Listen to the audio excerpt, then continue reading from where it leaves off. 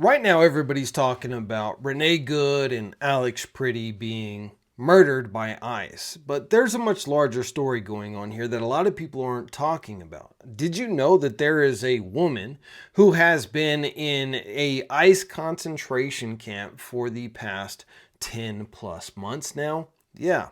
This is the story of Leqaa Kordia.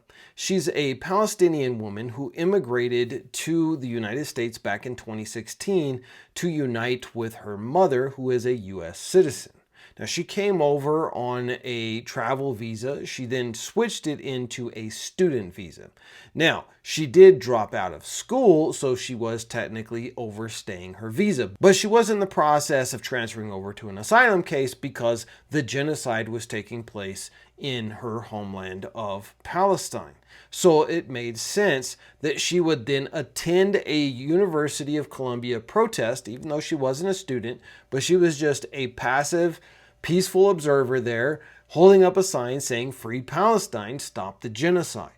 She was arrested by NYPD, but all charges were dropped against her as she had committed no crimes. She thought her story was over, but lo and behold, it wasn't, because ICE used that as an excuse to round her up and ship her 1,500 miles away from her home in New Jersey, where she lived with her mother and her disabled brother, into a concentration camp near Dallas, Texas. Since she's been there, she has lived in basically what she describes as a plastic tub with a very thin sheet-like blanket, no place to pray, no privacy for any of the women. They are totally exposed to the male officers, and the food is so disgusting down there that she literally can't even eat it. Most of the women are getting sick from the conditions. They're horrid.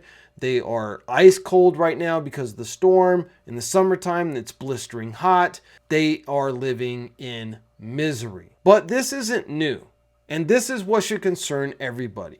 In 1970s Pinochet Chile, they had a very specific tactic that they did.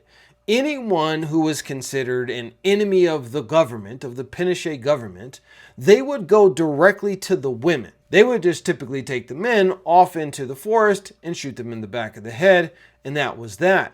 But with the women, they had a very specific tactic. They wanted to make a point with the women. As the old saying goes, break the women, break the rebellion. Because women are much more susceptible to going through these types of tortures. And when it happens, it then scares other women into talking their husbands into not joining any type of anti-government protests or even all-out rebellion. So what they would do is they would take the women of the men who they suspected of being in a rebellion against the government, and they would torture them. They would gang rape them. They would even electrocute their genitals, and they would make it out to be a public display as a warning to all women, don't you dare go against our government.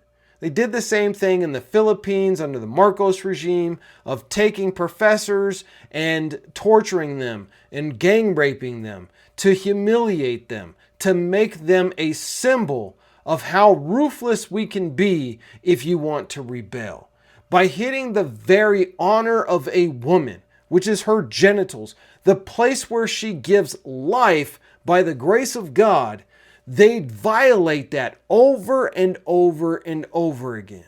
And you might say, yeah, but Mike, we're not doing that in the United States. This Leqaa woman, she's not being gang raped. Her genitals aren't being destroyed and humiliated with electric probes and such. But it's a slippery slope, because you know what? They didn't start doing that in the Pinochet regime. They didn't start off with that in the Marcos regime in the Philippines. Arresting and detention, leaving them in rat and cockroach infested cells, that wasn't enough. So they had to keep upping the ante. And eventually, they ended up with torture and sexual mutilation of their prisoners. That's the slope that we risk becoming in. If a woman can be held in a concentration camp, even though 2 judges have ordered her release, and ICE still refuses it, for 10 months now, with no hope in sight of her being released anytime soon, then the question is, what about habeas corpus? What about constitutional rights? And I know a lot of people in the bigoted MAGAville want to say, if you're not a citizen, you don't have habeas corpus. If you're not a citizen, the Constitution doesn't apply to you. Well, I say to you, you should probably go and do your own research instead of just regurgitating what some moron on the internet said to you.